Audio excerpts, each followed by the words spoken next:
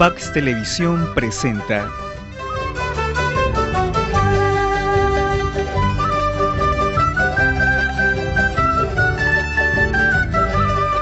Huellas del Tiempo.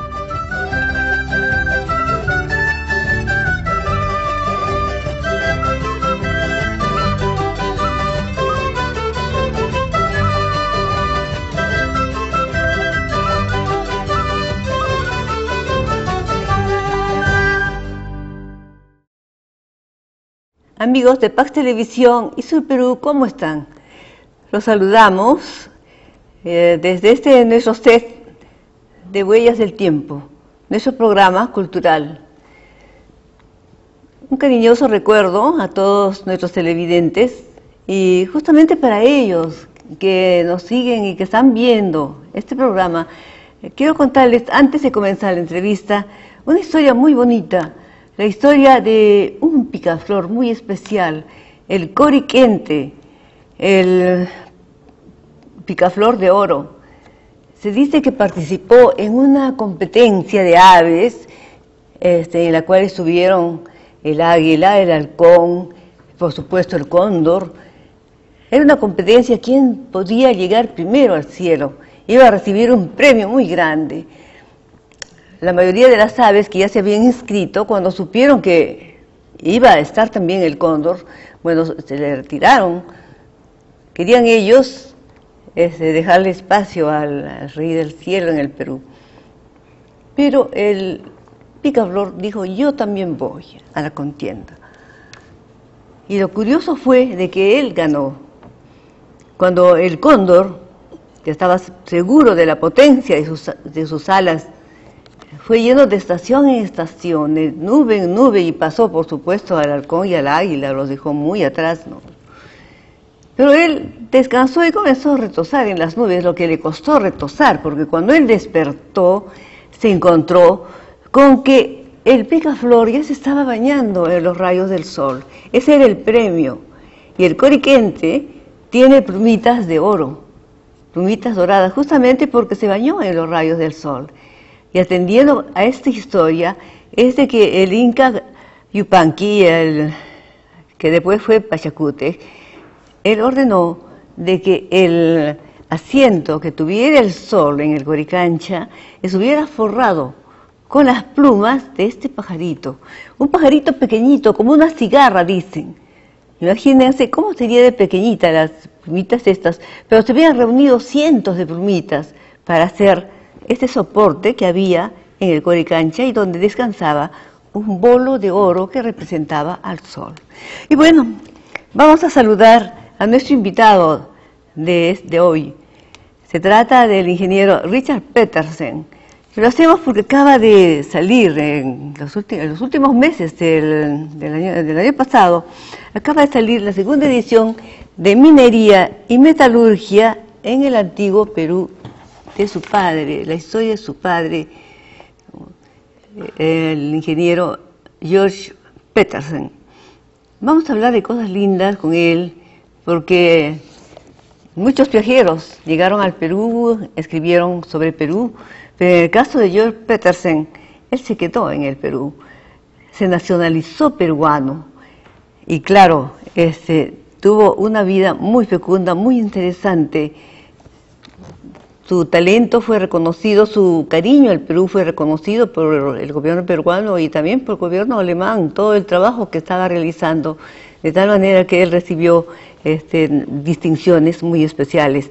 Saludamos al ingeniero Richard Petersen y le agradecemos por estar presente para hablarnos de su señor padre. Muchas gracias. Quisiera agradecer más bien su gentil invitación para conversar sobre una persona muy cercana a mí y que he querido mucho, mi padre. Así es. Entonces, nosotros hemos querido darles primero a ustedes una especie de biografía hablada por su hijo de George Petersen. Como siendo alemán, él terminando su carrera se vino a Perú y bueno, después comenzó a desarrollar una serie de etapas interesantísimas. Fue profesor inclusive en la Pontificia Universidad Católica de Lima y también en otra universidad. Universidad Nacional En la universidad en la UNI, ¿no? Bueno, entonces, vamos a hablar con él para que nos cuente, porque de veras que es interesantísimo conocer todas las cosas en detalle de su señor padre y sobre todo de cómo vino al Perú. Encantado. Como un preámbulo, quiero nomás mencionar que la industria petrolera en el Perú se inició más o menos en 1863, por esa época, y que es pocos años después nomás que se inició en Pensilvania, en Estados Unidos.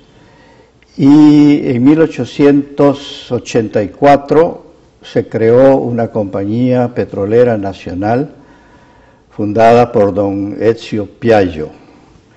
Entonces se llamaba Ezio Piaggio e Hijos, que adquirió el campo petrolero de Zorritos, y el señor Piaggio falleció en el año 1924.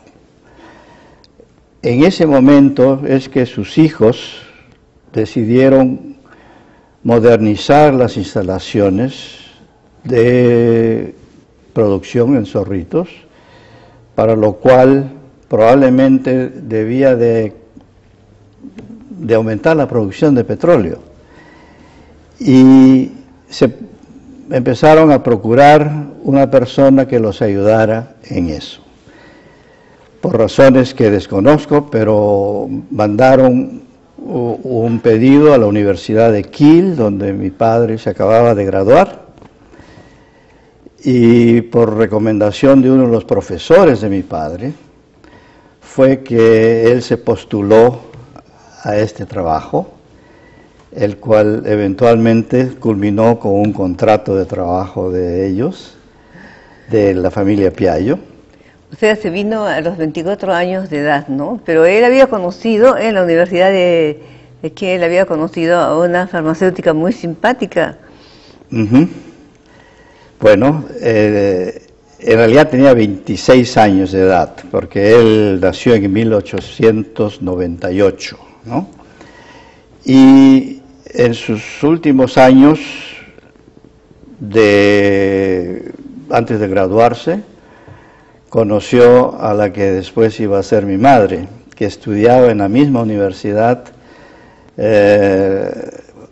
la ciencia farmacéutica, ¿no?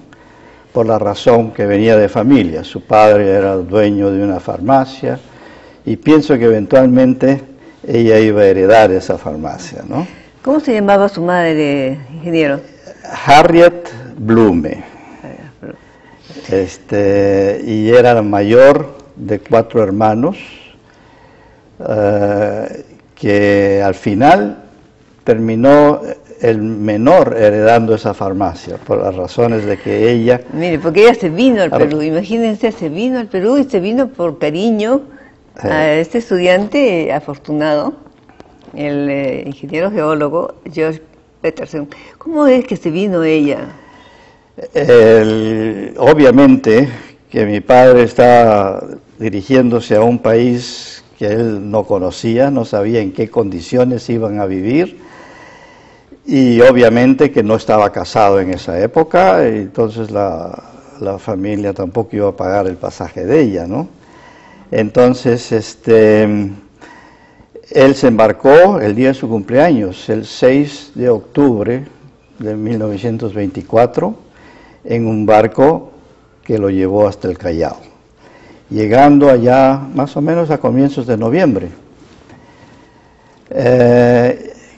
Como una anécdota, resulta pues que las personas que lo iban a recibir no estaban ahí, pero lo alojaron en un hotel en el Callao, pero parece que no le gustó el hotel a él. Era un cuarto así de varias camas y le dijeron que sí. Estamos hablando de principios del siglo pasado, ¿eh? Estamos hablando. Y que él, si venían más pasajeros, tenía que compartir la habitación. Eso parece que no le gustó mucho y se regresó a dormir al barco. Y al día siguiente ya hizo contacto con sus empleadores, a ultimar todos los trámites para... ¿Cómo fue el arribo de su madre a Guayaquil? Porque ella se vino hacia Guayaquil, ¿no? Exacto. Allí tenía que esperar, me parece, un remolcador. Sí, eso voy a tocarlo después que explique cómo él, después de su llegada, quisiera mencionar nomás, porque es pertinente, que él se contactó con varias personas importantes acá, entre ellas Julio Cetello, JJ Bravo y Carlos Lizón, que en esa época inmediatamente lo primero que lo hicieron socio de la Sociedad Geológica del Perú, que se había fundado el 2 de julio de 1924. O sea que, aunque no fue socio fundador, él sí fue uno de los primeros socios en el mismo año de la fundación de la sociedad, ¿no? Entonces, luego, una vez que todos los trámites, se embarcó en otro barco de la firma Grace, que lo llevó hasta Talara o hasta Paita, para después seguir por tierra a Zorritos. Y ahí estuvo trabajando, empezó él a reorganizar todo, en fin, toda la información geológica que no estaba bien organizada, en fin, hizo lo que tenía que hacer, ¿no? Y se vio que efectivamente el país lo fascinó. Él vio ahí oportunidades para hacer cosas que quizás no hubiera podido hacer en Alemania, ¿no? Y en un momento, par de meses después, le debe haber escrito a su Harriet, que le propuso que si ella venía, ellos se casaban. Y tengo que admirar de que ella lo primero que hizo fue conseguirse un pasaje en un barco y que hacía escala en Guayaquil. Entonces deben haber quedado de que Guayaquil estaba más cerca de Zorritos que Callao. Claro. Entonces ella desembarcó y la anécdota que usted acaba de mencionar se refiere a que cuando ese barco llegó a Guayaquil no había nadie para recibirla. La razón fue que mi padre había enviado un remolcador desde Zorritos. Eso debe haber sido a fines de julio del 25. Y el capitán del remolcador vio que el barco no había llegado, estaba esperando. En eso venían las fiestas patrias del Perú. Y supongo que no quiso pasar las fiestas patrias del Perú en Guayaquil. Y se regresó hasta que cuando llegó allá, por lo menos creo que debió haber recibido una reprimenda y lo mandaron de regreso. En ese momento ya había llegado mi futura madre, ¿no? Y lo único que atinó a hacer es irse a alojar a un hotel y esperar, hasta que por fin vino el remolcador, la llevó a Zorritos, y el 25 de agosto de ese año se estaban casando en Tumbes, en una ceremonia donde la crema innata de la sociedad de Tumbes estaba presente. Qué bonito, una recepción muy hermosa, muy linda, y claro, ya comenzó la familia de Georg Petersen en ese momento.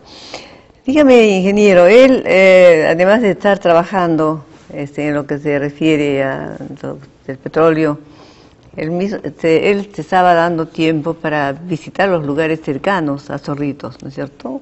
Exacto. Y entonces pudo ver cómo más o menos hizo su camino Pizarro, el desembarco de las huestes de Pizarro. Sí. Y luego cómo iniciaron su camino, ¿no? Usted me estaba hablando de tambos, del Chaquiñán, bueno, muy interesante. Sí, eso hay que explicarlo explicando una característica de mi padre, en el sentido de que, a pesar de que él era por formación geólogo, en la tradición de los científicos del siglo pasado, él se interesaba por casi todo, ¿no? Se interesaba por la historia, se interesaba por la arqueología, se interesó por el clima, había muchas cosas que le llamaron la atención, y se interesaba por la botánica y cualquier aspecto de la ciencia, ¿no? En ese sentido, era más de la tradición de Raimond y de Humboldt, ¿no? que escribían. Y una de las cosas que le tiene que haber interesado, es lo que usted acaba de mencionar, es qué ruta tomó y dónde desembarcó Francisco Pizarro. Había, por lo menos un tiempo, había una cruz que aparentemente marcaba el sitio de desembarco de Pizarro, que se llama la Caleta La Cruz, que a cualquier turista que iba ahí le decían, aquí desembarcó Pizarro. Sin embargo, eso no coincidía con los relatos de los cronistas.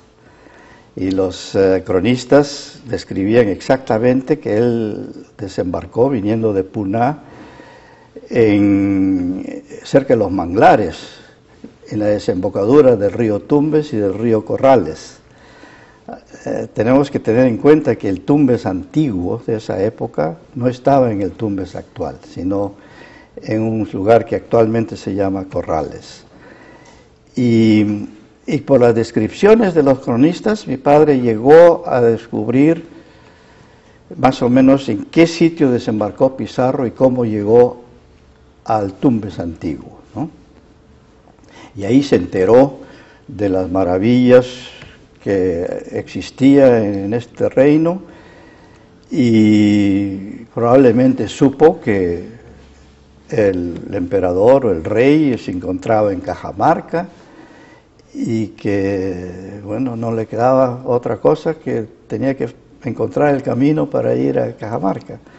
Entonces, bueno, él hizo el estudio hasta Piura porque no podía dejar su trabajo, pero fue el primero en interesarse ese desembarque de Pizarro. Ingeniero, ¿cómo era el ambiente en esa época? Era siempre la costa muy árida por esos sitios, un lugar donde solamente crecían algarrobos. ¿Cómo era el norte del Perú cuando estuvo su papá allá? Bueno, el norte del Perú siempre ha sido menos árido que el resto de la costa peruana, por asuntos climáticos, que más cerca al Ecuador, y a él le tocó sufrir uno de los fenómenos del Niño más severos que ha habido, ¿no? El año 1925, donde el río Tumbes se desbordó, y ahí fue donde también se interesó mucho en la parte climática, ¿no? Claro, dice que ese niño fue uno de los más tremendos que se conocen, ¿no? Exactamente. Al menos eso se decía aquí en Lima, bastante, el año 75 más o menos, siempre aludían al del 1925. Es exacto, ha sido uno de los niños más severos, y él efectivamente lo impresionó tanto que escribió todo un artículo sobre aspectos climatológicos del noroeste del Perú, que está en su bibliografía. Y en épocas de lluvia, la zona de Zorritos, etcétera, sí crecían árboles, cactos y algarrobos, pero pasaba la época de lluvias y se secaban. No había agua en la zona de Zorritos, se tenía que traer del río Tumbes en esa época. Mire, pues, y ya yéndonos un poco más adelante, me gustaría que pudiera usted contar a nuestra teleaudiencia cómo salía usted a pescar cuando era un jovencito. ¿Cómo salía usted a pescar aprovechando el buen tiempo y además la generosidad del mar? Son recuerdos de mi niñez, aunque yo nací en Bellavista con 3 años de edad. Ya mi familia, aunque mi padre ya ya estaba en Tumbes, mi madre seguía en una residencia temporal aquí en Lima hasta que se construya la vivienda que él iba a ocupar en Zorritos.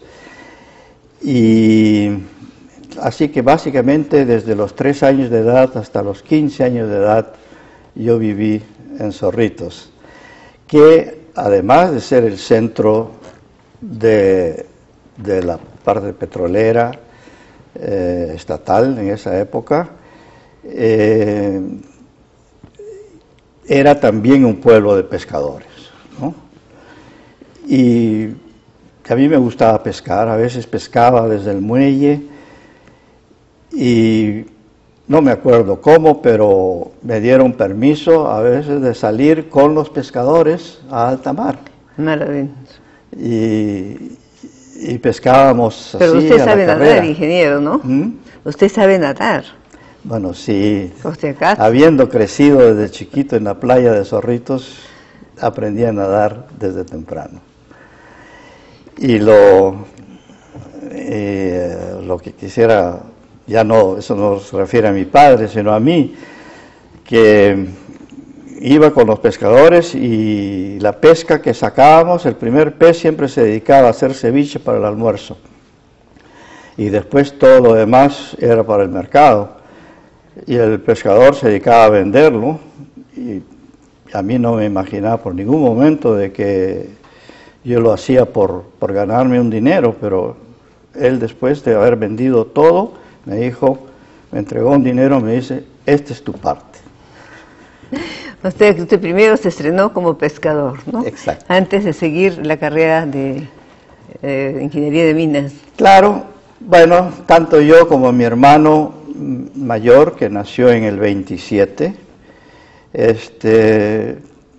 debemos de haber estado influenciados por la profesión de mi padre, ¿no? Claro, la profesión también. Y hemos tomado la misma profesión casi, excepto que con la diferencia de que mi hermano, sí, después de un tiempo de trabajar en la industria, pasó a ser profesor en la Universidad de Harvard en Estados Unidos.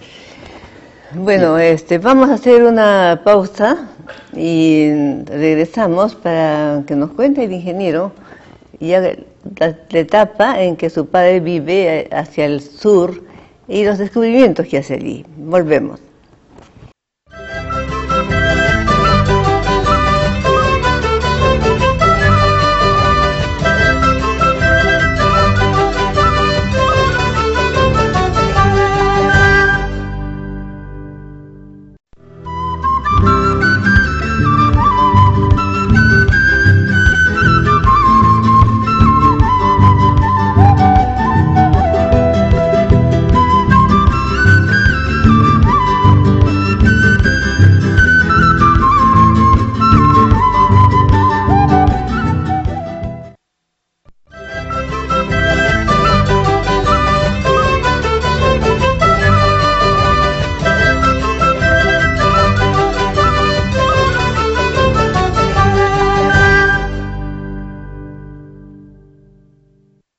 Hay observaciones interesantes que hizo el ingeniero George Petersen sobre la ruta de Pizarro, y yo creo que antes de pasar ya a su etapa en el sur, podríamos terminar con lo que encontró en el camino.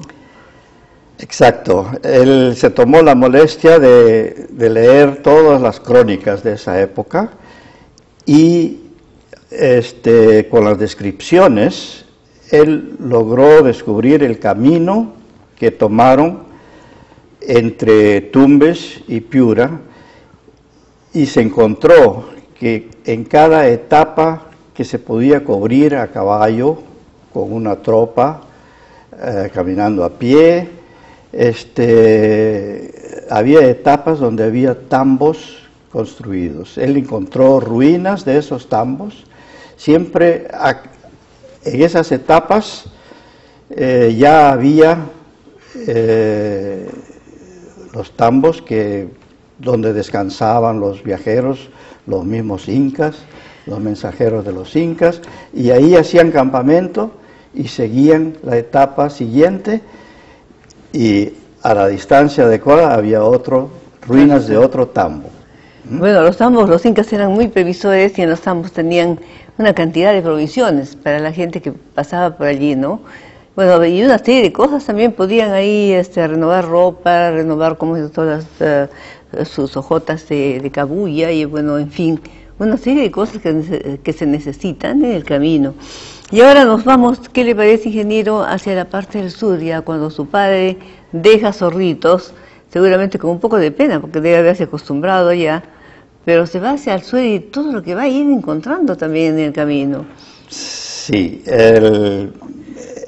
a fines de los años 20, comienzo de los 30, como usted sabe, había una recesión mundial y por razones que desconozco, el campo petrolero de Zorritos se cerró y el empleo que él tenía con la firma Piaggio terminó. Ahí tuvo que quizás hacer una decisión, o regresar a Alemania o quedarse en el Perú. Entonces, el regreso a Alemania se hizo difícil por razones económicas y yo creo que se asoció con ciertas personas para ir al sur del Perú y probar formar una compañía minera de aquella época, que se llamaba la Carahuarcuna Mining Company. Y se fue con mi madre, mi hermano, un niño todavía, a Sandia y a la zona de Tambopata. Ingeniero, usted me estaba contando de que él conoció a Julio Cetello. Exacto. ¿No? Y que él notó el interés que tenía por los grupos arqueológicos, por el pasado histórico del Perú. Sí, ahí no sé si lo mencioné, pero Julio Cetello trató de ofrecerle un trabajo en el instituto donde estaba, pero como tenía un compromiso firmado con la familia, con la firma Piaggio, él decidió no aceptarlo, ¿no? Pero la amistad con Tello duró toda la vida. Él ha pasado también, en su caminata hacia el sur, ha pasado por la Huacachina. Ajá. Y conoció la señora Mozone, creo que tuvo un hotel allí, ¿no? Sí, sí. Y conoció cómo era la Huacachina en sus buenos tiempos. Sí. Siempre tenía una predilección de ir a Huacachina. Nosotros hemos estado mucho tiempo ahí, muchas veces ahí, no solo en esa época, sino en años posteriores. Y esas se debe de que la napa de agua en esa época era mucho más alta y por ende en la Huacachina había el agua natural, que era agua subterránea en otras partes, pero ahí afloraba. Poco a poco esa napa de agua, por el riego y la falta de lluvias, ha ido bajando, y esa es la razón de que la laguna en realidad se seca, ¿no? Bueno, es una de las lagunas que nos quedan, porque muchas de las lagunas que tuvo Ica ya pues han desaparecido, y ahora realmente la Huacachina es casi una reliquia.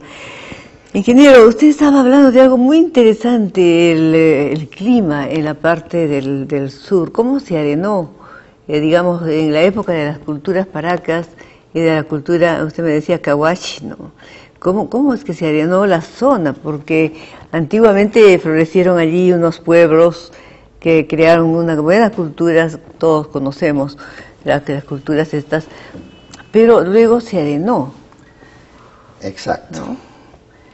Eso es, según mi padre escribió un trabajo sobre la cultura Cahuachi Nazca, y efectivamente su teoría es de que hubo un cambio climático de una época en que había vegetación, había guarangos y algarrobos, y la población tenía de dónde subsistir. Se fue secando, él lo llama la desertificación de la costa peruana, ¿no?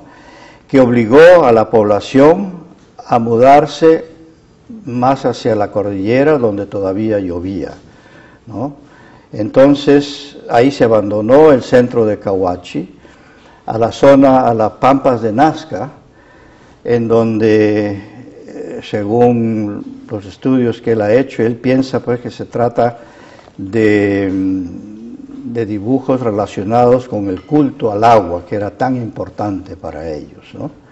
El agua es vida, ingeniero. Claro, así es. Y entonces, poco a poco, la población tuvo que ir migrando tanto hacia el interior como hacia el sur, hacia Arequipa, ¿no?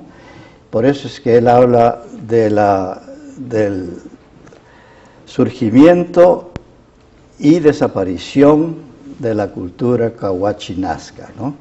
Me parece que él conoció a Federico Engel, ¿no? Sí, él ha conocido muchas personas dedicadas a eso, sí, efectivamente. Y él también habla de la desertificación, sí, de la parte de Ica, y cómo me decía él de que bajo el lugar de donde está el pueblo de los Cabezas Largas, en Paracas, él decía, a unos 2,5 metros o 3 metros están las ciudades. Alguna vez seguramente las limpiarán y aparecerán, ¿no? Pero por ahora todavía no hay que hacerlo. Sí. Bueno, eso tiene que ser, es un reto para los arqueólogos de excavarlas en una forma en que se puedan preservar, ¿no? Efectivamente. Ingeniero, también su señor padre, el ingeniero George Petersen, también se dedicó a la docencia en Lima.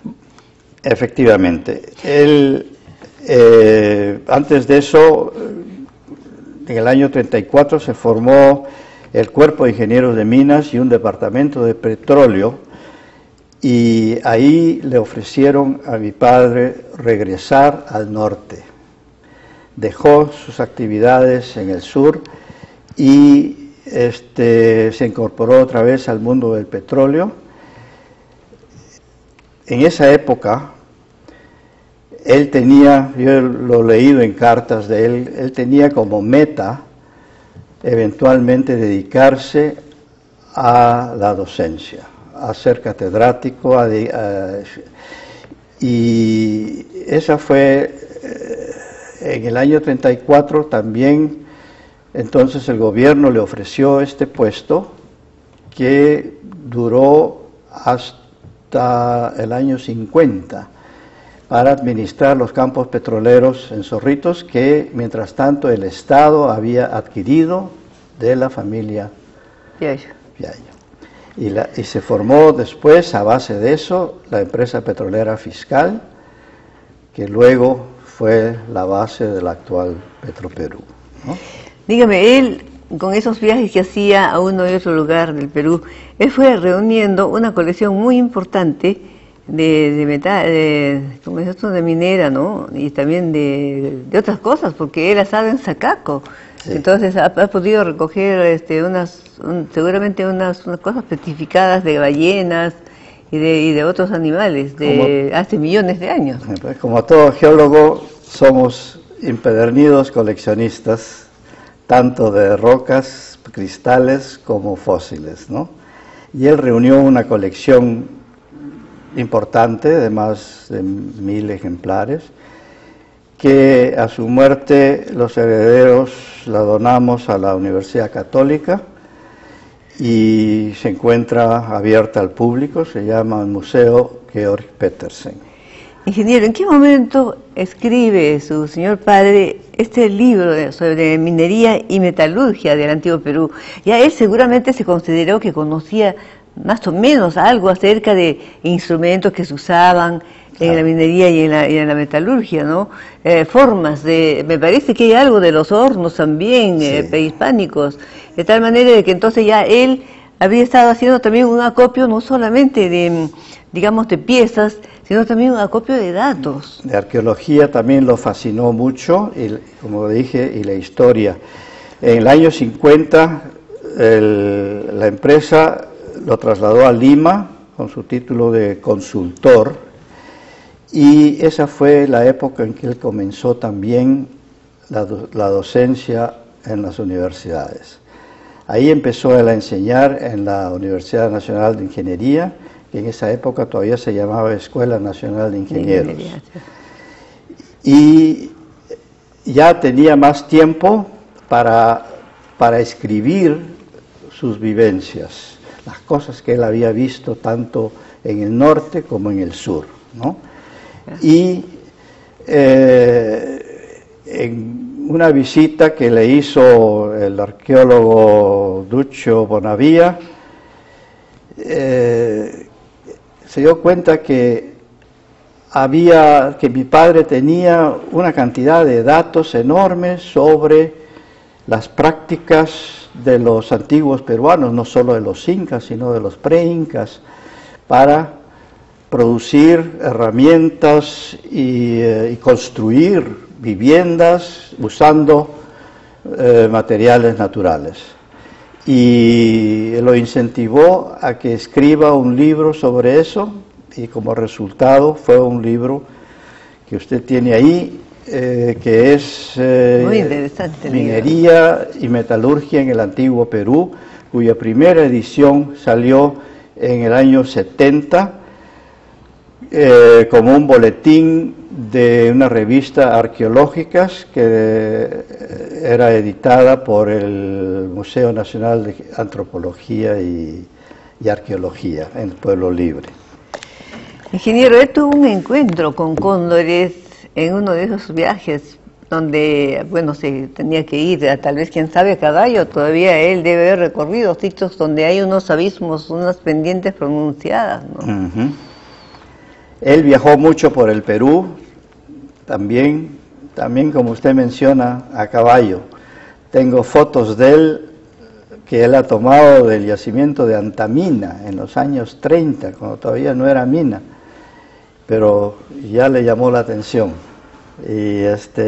Pero ahí no había camino en esa época, él lo estaba recorriendo a caballo.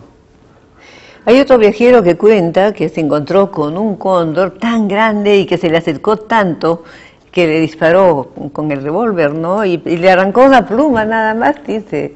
Sí, esa es una anécdota que cuando él estaba en Alemania, él leyó un relato de un, creo que arqueólogo alemán, que escribió un encuentro también con un cóndor que lo estaba tratando de atacar,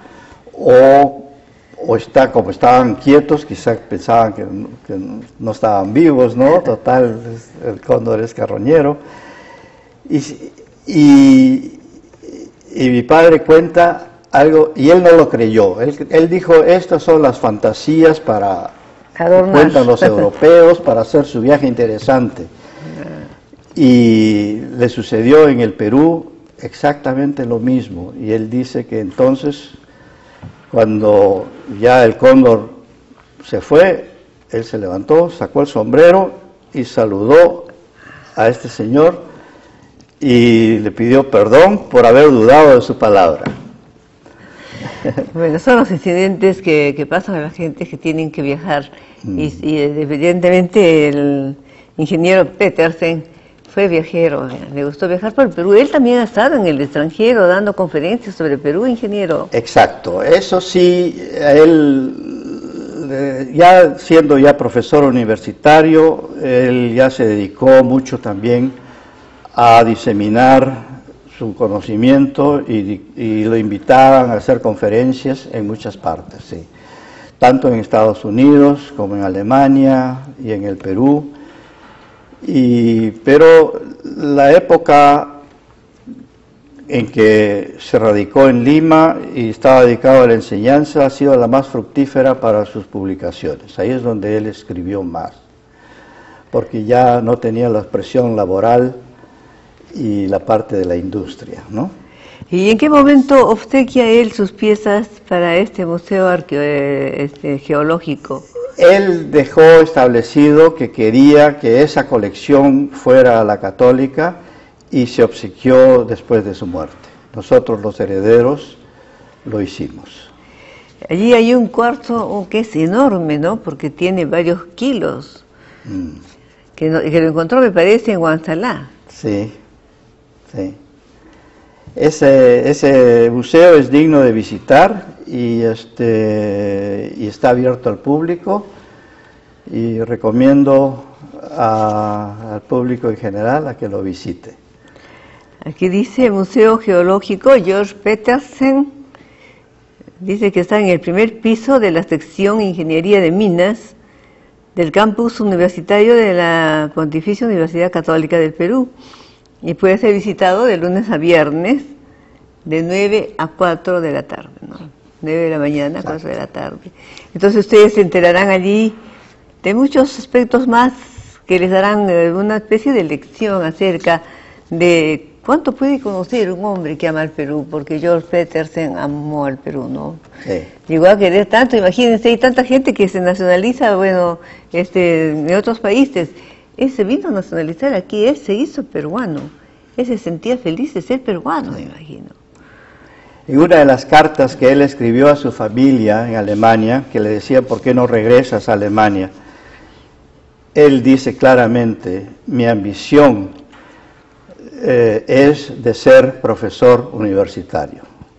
Él quería, y eso lo logró cuando regresó a Lima, ¿no? Y cuando se formó la Facultad de Ingeniería de Minas, que justamente se llegó a formar con ayuda del ingeniero Alberto Benavides de la Quintana, él lo llamó para que enseñe el curso de geología en esa facultad. Y fue profesor ahí prácticamente hasta el día de su muerte. La geología realmente es apasionante porque permite conocer cómo está hecho, digamos, cómo están hechos una serie de lugares, los Andes, ¿no? En el caso nuestro son los Andes. No, es entrar al corazón de los Andes y bueno, y enterarse de cómo late, de cómo vive. Él pensó que en el Perú su vida iba a ser más fructífera, porque había tanto que estudiar, a pesar de la gente que ha estudiado, pero él vio que podía contribuir con su entusiasmo por el Perú a hacerlo conocer. Vaya nuestro homenaje al ingeniero George Petersen y agradecemos a su hijo Richard Petersen por haber estado aquí en nuestro set de Huellas del Tiempo, la sección cultural de PAC Televisión. Muchas gracias, amigos, y será hasta la próxima, si Dios quiere.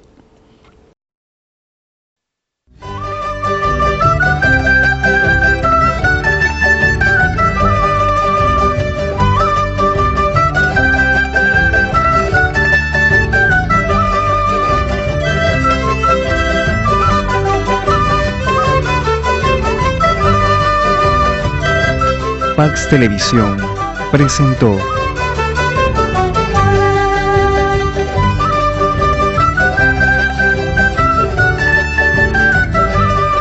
Huellas del Tiempo.